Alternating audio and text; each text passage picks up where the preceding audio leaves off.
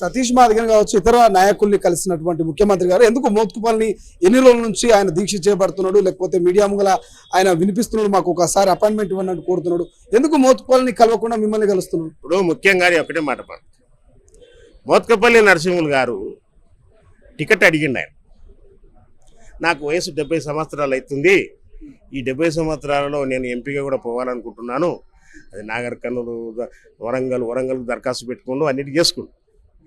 సరే, ఆయన స్థిమితం లేకుండా ఉన్నాడు నాయకుడు, పార్టీలో కాంగ్రెస్ పార్టీలో కంటిన్యూ కొనసాగిన వ్యక్తి కాదు, బయటకు వచ్చాడు.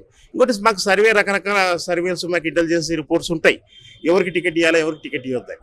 దాంట్లో ఆయనకు టికెట్ రాలేదని చెప్పేసి అని ఇట్లా ఈ గందరగోళం సృష్టించి మొత్తం పార్టీకే తీవ్రతరమైన నష్టం చేకూరుస్తానని చెప్పేసి అని కుట్ర చేయడం అనేది ఆయన స్పష్టంగా మాకు అవగతం ఉంది. అతని మనసులో ఏముందో కూడా మాకు తెలుసు.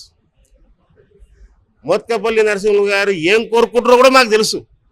కానీ అది నువ్వు యుద్ధాన్ని చేస్తానని రోడ్డు మీద వచ్చి పార్టీని బదనాన్ని చెప్పుకుంటా, కాంగ్రెస్ కండువ వేసుకొని వ్యతిరేకంగా గందరగోళం చేసుకుంటా, ముఖ్యమంత్రి గారి గురించి మాట్లాడుకుంటా, నాకు అపాయింట్మెంట్ ఇవ్వలేదు ముఖ్యమంత్రి గారు.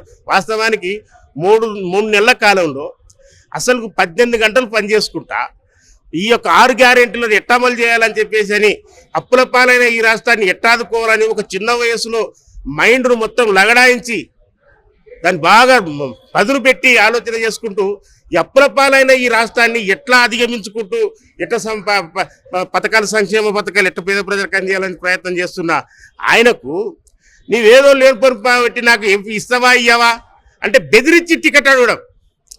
మోత్కుపల్లి నరసింహులు యొక్క ప్రయత్నం ఏందయ్యా అంటే ముఖ్యమంత్రి గారు ఏంటంటే బెదిరియడం. నీకు ఇస్తావా లేకపోతే నేను దత్తా. ఆల్రెడీగా మోత్కుపల్లి నరసింహులు మాట్లాడాడు, మాదిగలకు కానీ ఈసారి అన్యాయంగా జరిగితే నేను చచ్చిపోతారని ఆయన. ఇది నా చివరి పేస్ మీట్ అని మొన్ననే అన్నాడు, 2-3 రోజుల కిందట అన్నాను, నేను అన్నకి నేను ఉన్నా అంటే నేను సూసైడ్ చేసుకుంటాననే మాట కూడా మాట్లాడాడు ఆయన. అంటే ఆయన రాజకీయ భవిష్యత్తు కోసం ఎదుటి వాళ్ళని బెదిరించి నేను ఇది చేస్తానంటే దీని అర్థం ఏంటంటే ముఖ్యమంత్రి గారిని కలిసి పుట్టుకున్న ఏదైనా పోసుకొని చచ్చిపోతే ఆయన ముందే ఒకసారి మొన్న కేసీఆర్ విషయంలో అన్నాడు, దళిత బంధు కానీ అమలు చేయకపోతే నేను ఇందిరా పార్క్ కాడ ఉరితాడేసుకొని చచ్చిపోతా అన్నాడు. మన ఏదైనా చేస్తే అగాయిత్యం కొత్తగానే నవ యువకుడు మొన్ననే ఒక దుష్టపాలన అంతమొందించి రాష్ట్రానికి ముఖ్యమంత్రి అయ్యిండు, ఈ రాష్ట్రాన్ని ఆదుకోవాలని చెప్పి తండాడుతున్నాడు. ఆ సమయంలో ఈ మోత్కుపల్లి నరసింహులు లాంటి వ్యక్తి పోయి నాకు ఇది ఇయ్యలేదు కనుక ఏదైనా ఒకటి చేసుకుందంటే అది యావత్తు సమాజానికి ఒక బ్యాడ్ మెసేజ్ ఇచ్చే పరిస్థితి ఉంది. కనుక ఇంక కలిసిన ఒకటే కలవకున్న ఒకటే మహానుభావ, ఈయనతో ఎందుకు వచ్చిన పని చేయదని చెప్పేసి అని ఆయన అనుకుంటే ఆయన ఇంకోటి అపాయింట్మెంట్ పెట్టుకున్నది కూడా లేదు.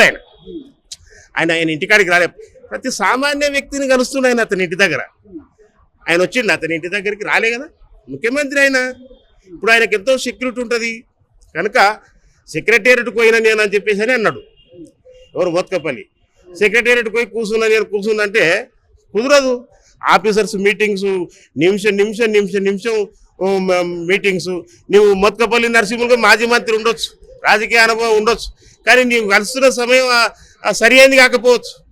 అంతేగాని నీవు ఒక ముఖ్యమంత్రిని బదనాలు లేపనికే నాకు 6 గంటలు నేను దాన్ని కూర్చోబెట్టిండ్రు అని చెప్పేసి అని అవమానపరంగా మాట్లాడడం అనేది నీ యొక్క సంస్కృతికే వదిలేస్తున్నది, సభ్యతకే వదిలేస్తుంది. అది పరిస్థితి.